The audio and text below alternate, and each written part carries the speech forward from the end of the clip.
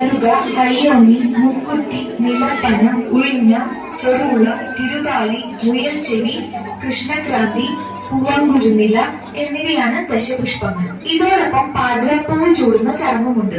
ഇത്തരത്തിലുള്ള ഈ കുളി തിരുവാതിര ആഘോഷങ്ങളുടെ പ്രധാനപ്പെട്ട ഒരു ഭാഗം തന്നെയാണ്. കേരളത്തിന്റെ പല ഭാഗത്തും മകയിരം നാളിലെ രാത്രിയിൽ നായർ സമുദായക്കാരുടെ ചോഴിയും ഉണ്ടാകാറുണ്ട്.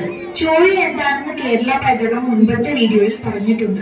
ഇതോടൊപ്പം രാത്രികാലങ്ങളിൽ തിരുവാതിരക്കളിയിൽ പാർവതി ദേവി വെറ്റില മുറുക്കി ശിവനെ കാത്തിരുന്നതിന്റെ ഓർമ്മയ്ക്കായി അന്നേ ദിവസം തിരുവാതിര വ്രതം അനുഷ്ഠിക്കുന്നവർ 108 വെറ്റില മുറുക്കുന്ന പതിവുമുണ്ട്. ഇനി തിരുവാതിര വ്രതത്തെ പറ്റി അറിയാം. ശിവപാർവതിമാരുടെ പ്രീതി ലഭിക്കാൻ വേണ്ടിയാണ് തിരുവാതിര നോയമ്പ് എടുക്കുന്നതെന്ന് പറയപ്പെടുന്നു. ഈ നോയമ്പിന് ആർദ്രവ്രതം എന്ന് പറയാറുണ്ട്. തിരുവാതിര നാൾ തുടങ്ങുന്നത് മുതൽ അവസാനിക്കുന്നത് വരെയാണ് നോയമ്പ്. അരിഭക്ഷണം പാടെ ഒഴിവാക്കുന്നു. തിരുവാതിര നാളിലെ രാത്രിയിലാണ് ഉറക്കമൊഴിക്കൽ ചടങ്ങ് നടത്തുന്നത്. തിരുവാതിര അവസാനിക്കുന്നത് വരെ ഉറങ്ങാൻ പാടില്ല. എന്നാൽ ചില സ്ഥലങ്ങളിൽ മകയിരം നാളിലാണ് ഉറക്കമൊഴിക്കൽ ചടങ്ങ് ആചരിക്കുന്നത്.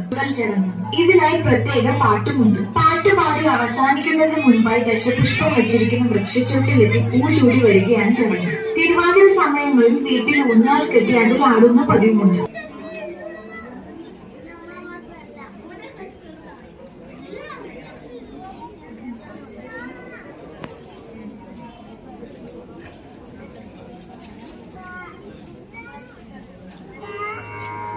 ശുക്ലാംബരധരം വിഷ്ണു ശശിവർണ്ണം ചതുർഭുജം പ്രസന്ന